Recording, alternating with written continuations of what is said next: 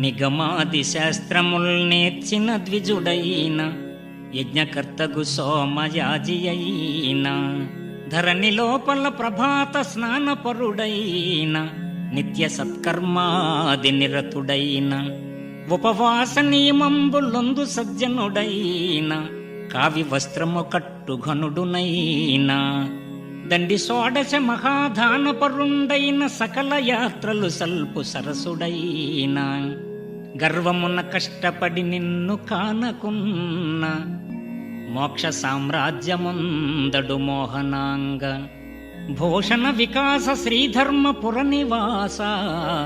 దుష్ట సంహార నరసింహ దురిత దూర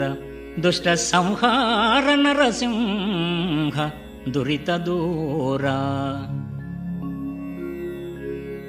ముకుంద మోహ మొదలితేగ